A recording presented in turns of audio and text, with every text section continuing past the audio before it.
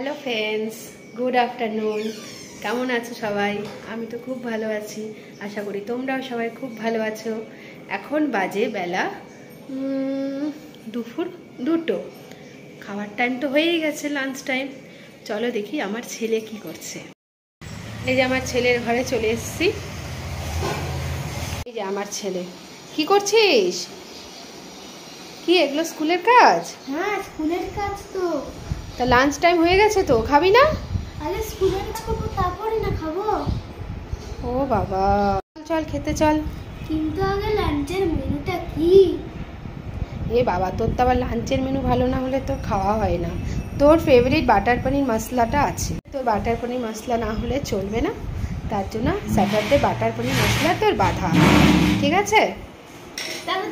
তোমরা দেখে নাও আমার ছেলের ফেভারিট বাটার পনির মশলা। আমি অল্প করেই করেছি।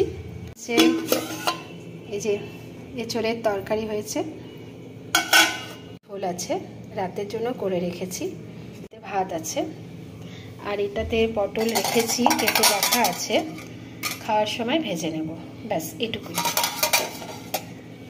চলো তাহলে আজকের মতো দেখা হচ্ছে নেক্সট ব্লগে। টাটা।